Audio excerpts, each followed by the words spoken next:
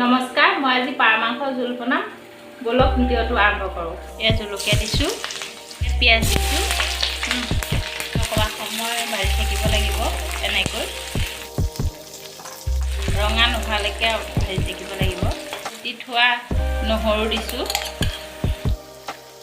এতিয়া মাংসখিনি মই দি দিছোঁ। পাৰ মাংস পৰিমাণ অনুযায়ী নিমখ দিব। এতিয়া মই হালধি দিছোঁ। অকণমানকৈ ভাজি দিব।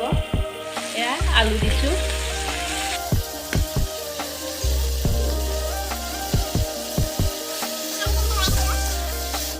এয়া গৰম মছলা, সকলো ধৰণৰ মিক্স কৰা মছলা।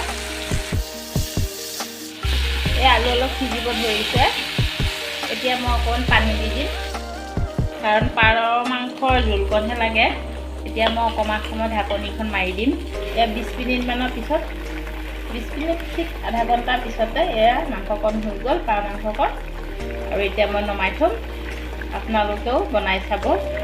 এয়া মই খাই চাইছোঁ, সঁচাকৈ টেষ্টি হৈছে। আপোনালোকেও বনাই খাই চাব, ভাল লাগিব। ভিডিঅ'টো চাই কেনে পালে জনাব আৰু কাষত থকা বেল আইকনটো দবাই দিব।